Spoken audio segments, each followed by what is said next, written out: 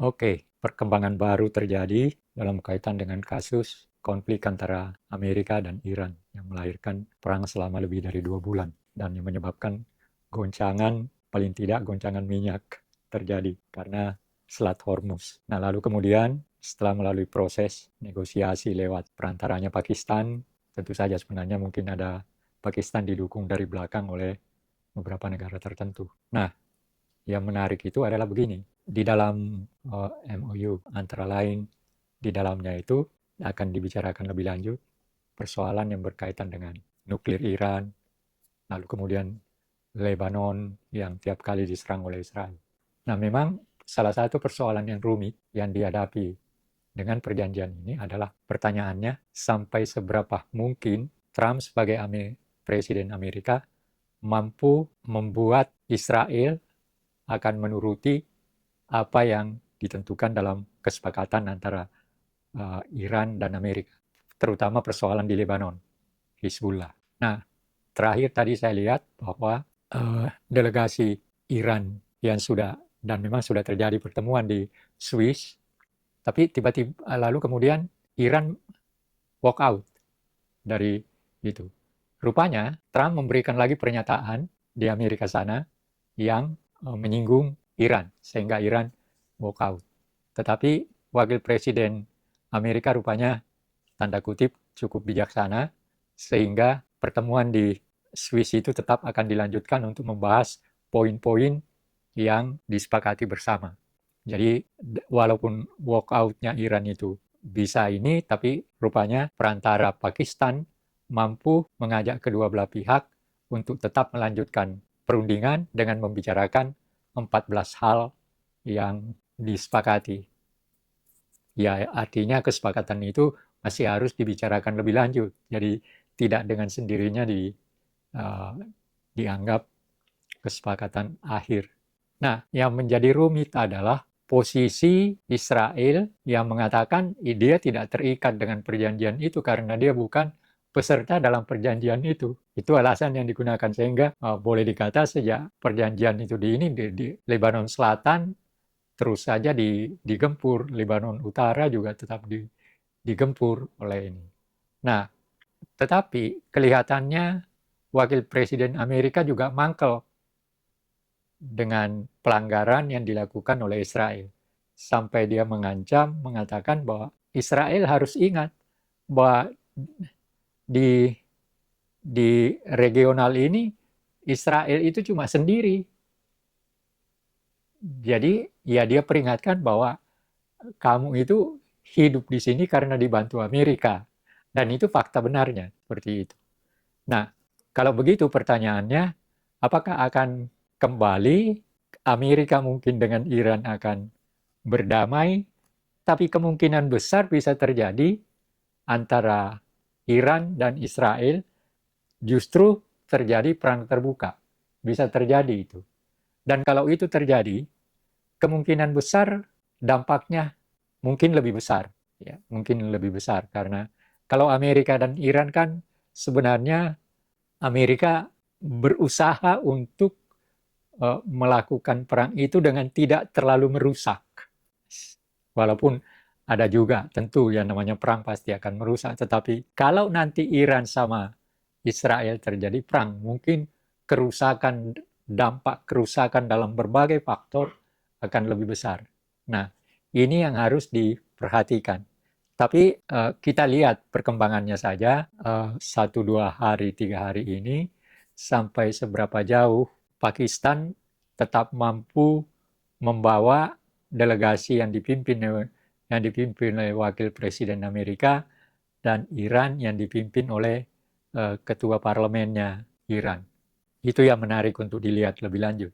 Tapi saya menduga berdasarkan atas penglihatan saya dengan berbagai sumber, saya menduga bahwa Amerika akan berusaha melakukan tanda kutip tekanan yang lebih keras kepada Israel, walaupun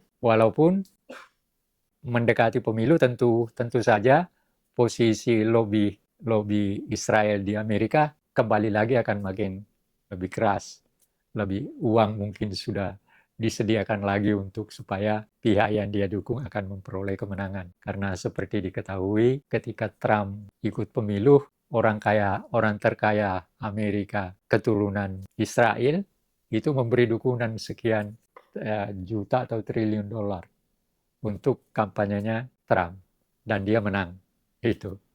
Nah, ini jadi sebenarnya dalam batas tertentu Trump itu mempunyai semacam beban secara finansial dalam proses pemilihannya sebagai presiden dengan lobby Amerika. Nah, tetapi walaupun begitu, kalau kesan ketika saya melihat wakil presiden Amerika berbicara dan marah kepada, tanda kutip, marah kepada Israel dengan serangan-serangan yang dilakukannya ke Lebanon, saya menduga, dan mudah-mudahan dugaan saya ini benar, adalah bahwa kemungkinan Amerika akan memberikan tekanan tertentu yang lebih kuat agar supaya Israel Zionis tidak melakukan tindakan sebrutal sekarang, baik di Gaza maupun di Lebanon Selatan. Itu yang saya lihat walaupun kita harus melihat juga sampai seberapa jauh strategi masing-masing lebih lanjut. Tetapi dugaan saya seperti itu. Tapi dugaan saya ini juga bisa tidak terjadi kalau wakil presiden Amerika yang sudah mempunyai sikap tertentu menghadapi tekanan di dalam negerinya ketika dia kembali. Itu yang akan menjadi persoalan juga. Tapi saya berharap dugaan saya bahwa Amerika dan walaupun masyarakat Amerika sering hipokrit juga, misalnya walaupun dia tidak senang dengan tindakan tertentu dari Trump, tapi kemungkinan dia akan tetap memberi dukungan kepada Trump. Tapi apapun yang terjadi sekarang, tekanan dalam negeri, terutama ekonomi Amerika, juga mengalami goncangan tertentu. Harganya minyak udah naik, walaupun sekarang turun. Tapi mudah-mudahan dugaan saya bahwa Amerika akan memberikan tekanan yang lebih kuat kepada Israel, walaupun Israel, Netanyahu dan Menteri Pertahanannya sudah mengatakan kami tidak terikat. Tapi ada juga pernyataan dari Netanyahu mengatakan menghadapi ini harus hati-hati juga. Ya, jadi sudah ada sinyal tertentu juga dari Netanyahu melihat perkembangan yang sedang terjadi antara Amerika dan Iran yang berkaitan dengan MOU-nya yang sedang berlangsung di Swiss. Gitu. Oh ya, nah ada hal menarik juga sebenarnya, tapi tidak dalam waktu ketika saya masih di Gajah Mada tahun 70-an, saya kebetulan dibimbing oleh Profesor Sartono dan juga memang diajar. Jadi saya cukup lama berkaitan dengan beliau dan kemudian saya meminta beliau untuk menjadi pembimbing menyelesaikan studi S1 saya. Nah, dalam hal-hal tertentu, karena situasi yang berkembang ketika itu, terkadang juga pembicaraan tidak langsung mengenai skripsi saya, tapi melihat juga perkembangan dunia, termasuk perkembangan yang terjadi di Timur Tengah.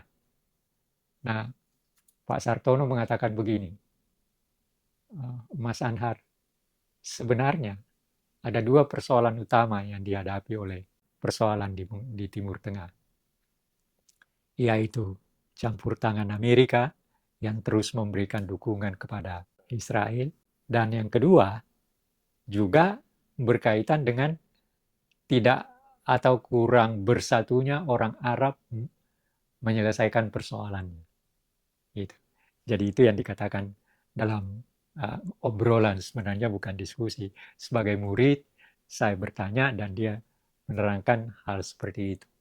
Jadi dalam pandangan Pak Sartono, sebenarnya orang Arab itu seharusnya mempunyai strategi tertentu untuk menghadapi imperialisme.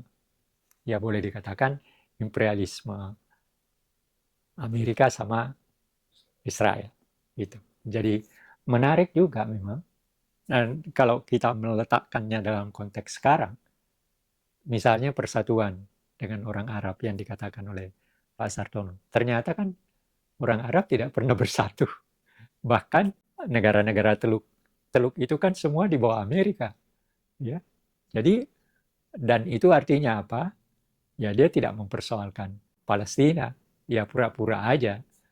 Saya pernah mendapat, tapi saya tidak akan sebutkan namanya. Ada seorang diplomat yang pernah cerita pada saya.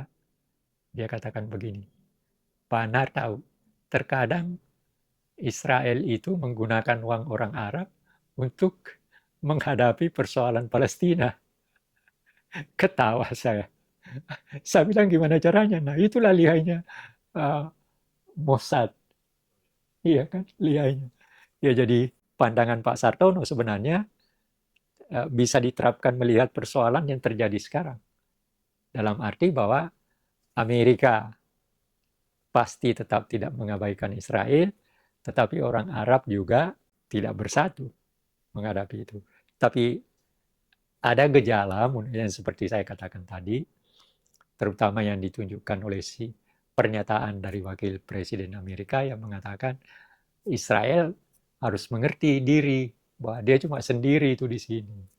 Nah, tetapi walaupun ada seperti itu, kalau dari pernyataan Pak Sartono bahwa orang Arab tidak bersatu, ya sama aja kan. Itu itu yang saya masih ingat dari guru saya, Pak Sartono, ketika ngobrol-ngobrol sambil membimbing saya, ngobrol tentang persoalan yang terjadi di Timur Tengah yang berkaitan dengan persoalan Palestina itu. Nah, Prof, ini kan kalau dilihat dari perspektif sejarah, terus kita bawa ke kondisi sekarang, Prof melihatnya bagaimana? Akan seperti apa perang ini? Ya, itu tadi, kalau Amerika tidak mampu memberikan tekanan yang lebih kuat agar supaya Israel tidak melakukan serangan ke Lebanon, tidak melakukan serangan ke Gaza, dan sebagainya, maka ya akan terjadi situasi yang berbeda. Tetapi kalau Amerika, tanda kutip, tekanannya tidak diabaikan oleh Israel, sebenarnya sangat mudah bagi Amerika menekan. Jangan berikan bantuan, karena selama ini bantuan senjata, uang, dan sebagainya itu diberikan oleh Amerika ke Israel. Itu yang menguatkan. Jadi di samping dukungan strategis politik, juga ke persenjataan, ekonomi, dan sebagainya ya diberikan. Walaupun misalnya ekonomi itu ya tetap dari banyaknya lobby lobby Yahudi di Amerika. Walaupun begitu ya tetap saja bahwa sebenarnya Israel Israel itu hidup dari itu. Nah, saya tambahkan begini, ada hal menarik. Saya baru saja baca buku ini. Ada pendapat Pak Hatta itu yang menarik. Jadi ketika Israel merdeka tahun 48, ini bukunya.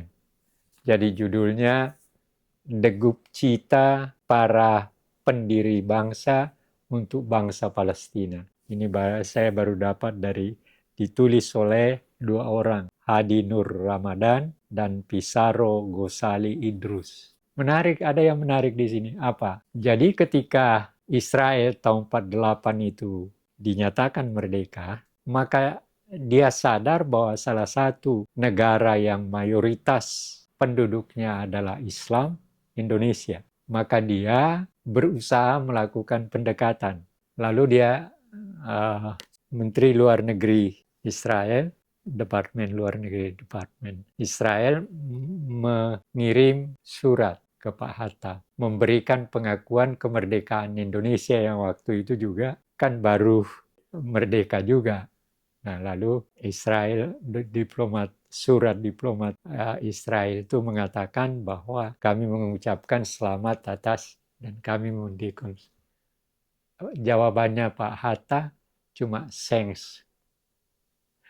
Nah, 2 kali, bahkan kemudian dia ulangi lagi, bahkan ada usul agar supaya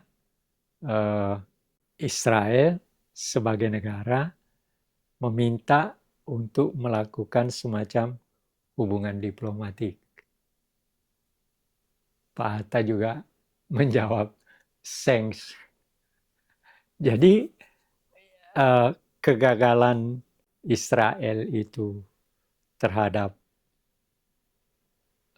kehendaknya untuk mendapat pengakuan dari Indonesia, Indonesia tidak mau karena ya dianggap Israel itu sebagai penjajah, gitu. Dan itu sebabnya mengapa Pak Hatta dan juga kalau misalnya dilihat pendapat dari tokoh-tokoh lain, ya. Jadi Natsir misalnya pada tahun 40-an sudah mengkritik pendapat dari Perdana Menteri Afrika Selatan, tapi ketika itu Afrika Selatan juga penjahat terhadap penduduk asli. Lalu kemudian Natsir mengkritik Perdana Menteri Afrika Selatan karena mengatakan bahwa sebenarnya Israel itu benar berdasarkan Balfour Declaration yang berkaitan dengan hukum internasional. Natsir mengatakan, ya hukum internasional tidak bisa digunakan untuk melakukan penjajahan. Gitu. Jadi banyak hal menarik di sini dan nanti kesempatan lain kita bicarakan secara khusus bagaimana sih sikap bangsa Indonesia sampai sekarang. Tetapi yang saya tetap percaya, terngiang-ngiang teringat terhadap pendapat Pak Sartono tentang persatuan dari bangsa Arab sendiri dan Amerika. Artinya dukungan atau tekanan Amerika terhadap persoalan yang terjadi di Timur Tengah itu. Gitu.